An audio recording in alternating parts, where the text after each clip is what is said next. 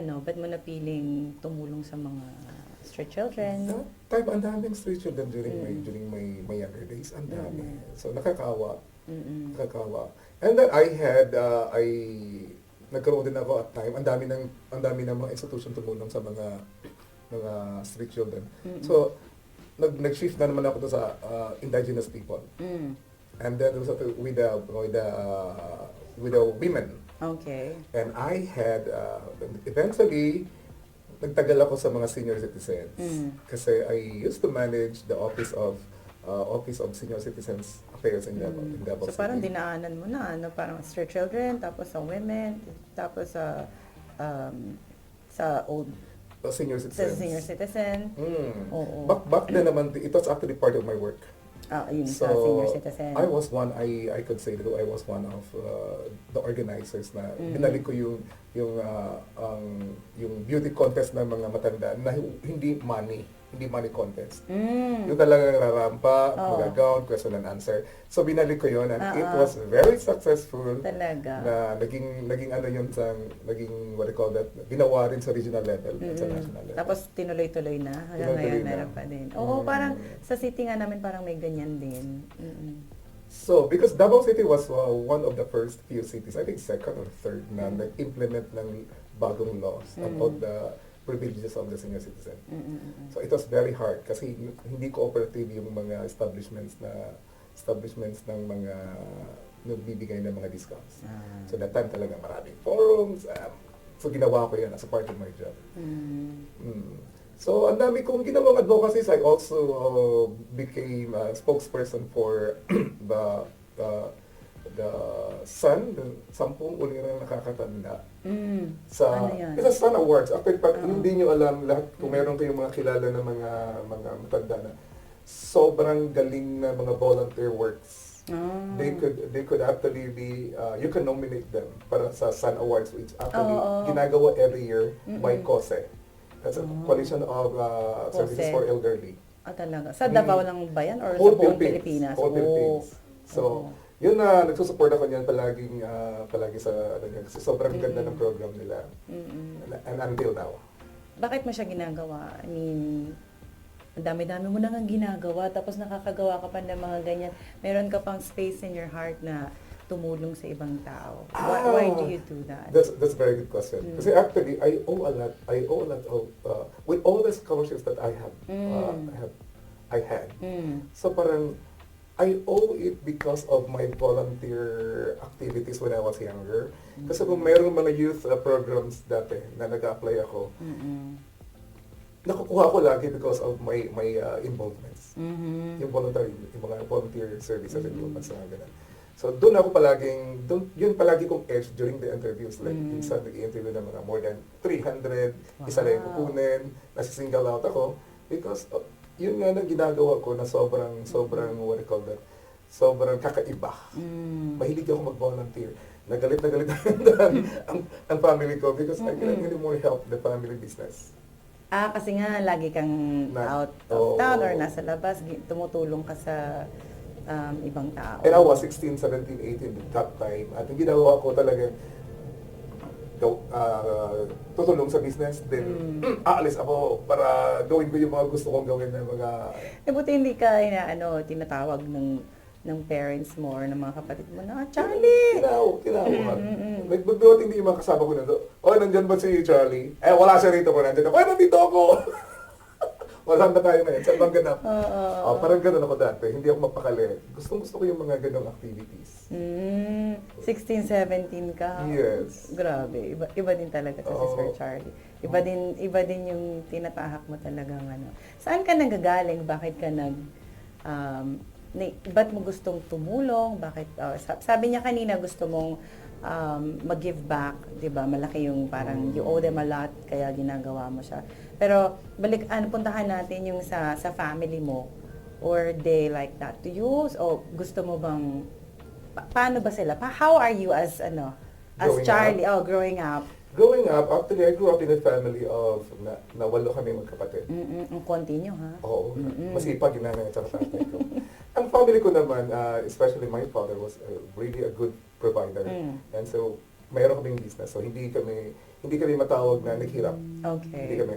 My father was a really good provider. Provider. But sobrang strict niya sa akin because nagkamali nga siya sa brother ko. Kasi yung brother ko, dalawa lang kami lalaki. And then second from the eldest. Ako naman second from the youngest.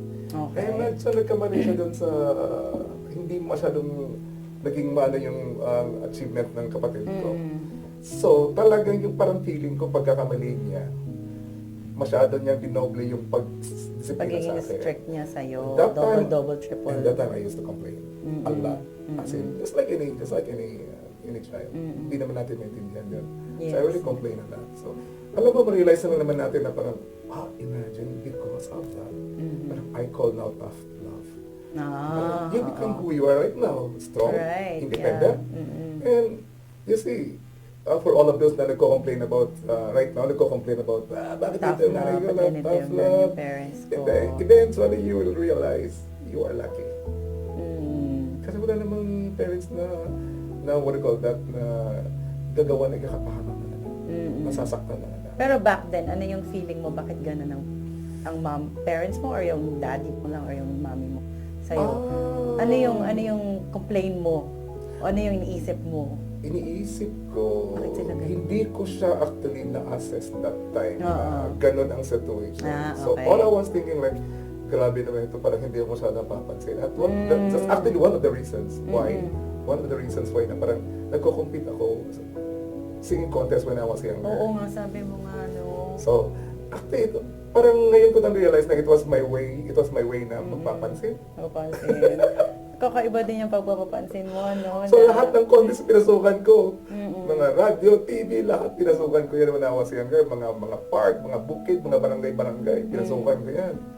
So, you can just imagine me na suot-suot ko yung mga glitter na mga ganyan. Yeah, oo. Na-imagine ko ngayon. Kumakata ng mga Delilah.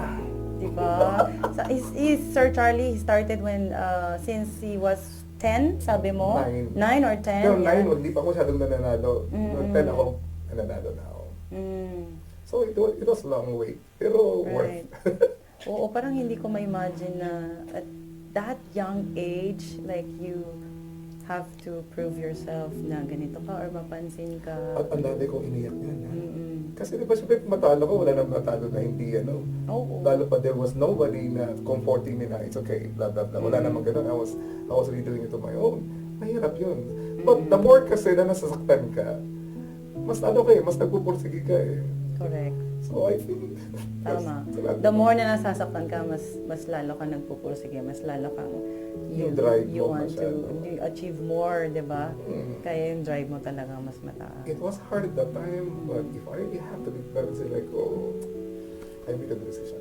Okay. And thank you for my parents. Okay, so sige, balik tayo kay mommy and daddy mo. Kung meron kang ipapag-thank you sa magulang mo, start with your mom muna. Ano yung gusto mo sabihin sa kanila? Nandyan pa ba si mommy? Wala na. Okay, so What what is your thanks? What is your thank you to your mom? Honestly, when I was younger, parang hindi ko masyadong na-feel yung nila sa akin. Yung child reading nila sa akin. Kasi parang, sorry mga kapatid. But anyway, parang feeling ko that time na sobra nga sila nakafocus sa akin. Na kahit nag-honor student ako, sasabihin naman kumpare na, uy, yung anak mo, nag-honor. Pero hindi talaga ako naka-receive kahit single patla ng father ko. Talaga ba? Good job, or what? Parang, Ano ba? oo, wala. Pati nanay ko, wala. Recitation lang ng anak ko pag nanonood ako, pag uwi nun, naiyak na ako kasi ang galing mo, yung talagang appreciation. Kasi ganun din yung ginawa ng ano ko. You know what, you're lucky. Kasi ngayon, di ba, ang parenting ngayon nakikita na sa TV, may na kayong books na basa. And during that time, my parents ko, I think wala naman silang ganun. Comics lang. Wala namang parenting. Yes, that's very true. Wala masyadong mapagkukuhanan ng information or makompare mo or mapagtanungan mo, no? Hindi mo sila masisi. They were only acting. So, according to what they Tama naman. O kaya kung ano din yung na pagdaanan nila or yung ginawa sa kanila ng mga parents nila, mga parents natin. Exactly. Right. So, may Yung parenting. alam mo yung nanay ko, parang feeling ko that time, parang yung relationship namin sa family is like, there was one ruler, my father, and everybody's slaves, including my mother. Parang ganun kami, wala siyang boses. Yeah. But then, nung namatay siya, nakita ko how good she was. Ang daming ano. Doon ko nakita na parang, hala, bait pa na ng nanay ko. Parang ganyan. Tapos, doon nga sa ano niya, yung, we call it yung tombstone. Nilagay ko doon na if humility is a person, she is the one lying here. Iyak ako. Oo. So, yun yung, nasa harap mo si mami mo, anong thank you mo sa kanya dahil tinuro mo ang ano, tinuruan mo akong I think humility and Humility talaga. maging submissive ka dapat sa spouse. Which ang tingnan na I'm still struggling. Naging ano ko na yun, parang piling ko, back subject yan. And then I'm struggling, so I need to admit na I'm not good at it. But, habang may buhay, may pag-asa. Work in because- progress. Okay. Ang ganda naman yan. Humility talaga. It's Submission to your spouse. spouse talaga. Okay. Gawin natin yan. Maganda talaga. Sabi niyo sa Bible yan, maging submissive tayo sa ating mga spouses. Okay. How about your papa? Anong tawag mo? Tatay, daddy? Papa. Papa. So, how about your papa? Ano yung iniwan niya sa'yo? At ano yung pinagpapasalamat mo sa kanya? Na-realize mo? Ano nga ba? Actually, to be frank, nung namatay siya, hindi talaga makaiyak. And there was during nung sa ano niya, sa deathbed niya. So everybody was attending the hospital. You come here, kasi ikaw na yata hinihintay, ikaw na yata hindi siya na, parang ikaw na yata hinihintay. Sabi ko, ayaw maniwala. Kasi all my life, ang feeling ko, he wasn't interested with me. No, I don't He wasn't think interested so. with me. Parang pag parent ka na, feeling ko, hindi ko lang alam pero kasi now that I'm a mom na, parang masyado na akong malambot sa Parang lahat. meron kang mga hugot-hugot na. Oo. Hindi yung mga ganyang bagay ba na yung feeling mo, back then, anak ka. So, feeling mo ganun. Pero as a parent, as a mom, feeling ko super hindi. Kasi talagang mahal ko lahat ng anak ko. I mean, everybody's equal and everything. Pero, aminin mo, nung bata ka, meron kang honest din. Meron kang mga, kunti-kunting drama. Di ba may iwasan yun eh? meron din, oo. Pero kasi nga, youngest ako, so parang feeling ko ako yung pinaka-spoiled. And, Attention-wise? Oo, siguro. Kasi nga youngest. So, lahat ng gusto ko nasusunod. Maswerte ka! Tsaka kasi yung kuya ko mabait yung kuya Joel So, panganay siya Oo nga maalaga si Sir Joel. So, yun. Swerte mo. Was there any realization? Learning. Actually, parang feeling ko yung nagiging hardworking ko naman ako sa tatay ko. Oo. Parang ayaw niya he doesn't want to receive a no for any transaction that he is. Parang ganun siya. Actually, yun ang ugali ko. Parang, no, I won't take no for an answer. I'll find a way to get what I want. Parang ganun. Pero syempre parang kinapagod ka na rin, di ba? Marami na rin realization na parang, okay, I have forgiven myself na there are things na I cannot anymore fight with for myself. Yeah. Parang, I think it's also a gift of wisdom when you get old. Oo. Na parang ganun. And again, if I have to go back, parang yun talaga nakuha ko sa father, it was very tough. And late ko na na-realize, somebody was actually, many other people were asking me na parang, sino ba ano mo sa singing? Sino ba yung inspiration mo sa family? Sabi ko, wala. Natanong ko nga kita, di ba? Meron bang singer sa family nyo or sino yung influence mo? Bakit naging singer ka dito sa Japan? And naging band singer ka? For a long time, hindi ko siya Or masagot. host? Kasi there was nobody na parang sa family ko na sabi na, uy, ito yung kata. Yung parang nagko-coach. Wala talaga, I made it my own. And then, I just realized na parang kumakanta ako sa barko, maraming oldies na songs. So, na-realize ko, uy, this song, narinig ko sa tatay ko. At sa kapatid ko na nagigitara-gitara dati. So, parang feeling ko sa ate ko na nagigitara. Parang, pala no, somehow, yun ang inspiration ko. Pero, wala kasi yung tipong tulad mo, na hands-on ka sa anak mo na ito yung projection. Wala akong ganun. Kasi nung nag-join ako ng mga singing contest, it was all for the money and what do you call that, attention that I was needing to inside the family. Mapansin ako. Parang ganun. So, and then eventually, parang naging ugali ko na parang nananamlay ako pag hindi ako nag-join ng contest. So, kahit sa Ateneo, sa Ateneo, palagi ako nanalo ng mga contest. There was like a So, very... kilalang kilala ka na ng buong Davao kasi nga, sali ka ng sali. Baka nga yung iba dun, yan na naman. Wala bang ganun? Meron bang ganun na, siya na naman, ako siya na naman, talo na naman tayo. Actually, nito. nawala ako sa singing competition for a while. Nagbago yung boses ko. So I was, na-redirect yung attention ko sa politics. Nagbago yung boses mo? Nagbago yung boses ko the Asia Cup. Okay. And then, bumalik uli yun. When I joined the singing contest in Ateneo, sunod na naman. But hindi siya nagpo-prosper. Even that time, parang feeling ko, nanalo ko ng isang singing competition na natalo ko pa yung isang sikat na singer na marami ng projects sa TV. Oh. But that time kasi... Sino yan? Pwede ba natin banggitin yan? Tawag natin sa pangalan. Okay, mamaya bulong mo sa akin. Pero actually, kasi nga, di ba, depende naman kasi yun sa mga judges. Ano pong judge na nagkataon na kontesero din. So, syempre, gusto niya yung vibe na ako, laking barangay ako. Ako yung kumakanta na yung baba ko, tsaka tuhod mag-aabot talaga sa ending. Pero, ganoon talaga yung ending, di ba? So, sanay ako sa ganun. So, pagkataon na yung isa sa mga judges, kontesera. National winner din siya sa isang TV event sa buong Pilipinas. So, kaya nanalo ako nun. But actually, nabigyan ako ng mga contract, ng mga recording contract. But ang feeling ko, I was too ugly for the contract. Yan. Oo. Iba kasi yung appreciation na galing mismo sa family. And I never had that. Hindi naman ako na sinabi na ay parang bakit hindi ako naging... Kasi dati mula naman ko lang talagang inisip eh. But ano ba sabi sa'yo? Yung contract ko, nanalo ko sa mga singing contest na sikat na mga label. Pero parang feeling ko that time, parang I'm too ugly for that. Feeling mo, pero may nagsabi din ba sa'yo ng face-to-face na you look like this? Ganyan Wala. Kasi nung time ko, ang dami kong... Ayos naman yun. that time wala naman akong coach. Oo. Importante kasi may coach Oo eh. nga, Like your parents should be the first coach. Kung ano pala, kung nagkataon pala si Sir Charlie, maging sikat talaga to na sa Pilipinas, no? And even until now, parang feeling ko rin, pag may nagsabi sa ganda ng boses mo, parang it becomes like, parang, okay, thank you. So, not until I get it from somebody na piling ko masyadong may alam din sa area na yan. Sa ako ng flatter. Mayroon din ako ma-flatter. Kasi hindi ako sanay. Kasi I never got it from my family. Yung parents mo, mami mo, hindi sila gano'n na vocal na ang galing-galing mo, anak, ang pogi mo. Wala akong gano'n.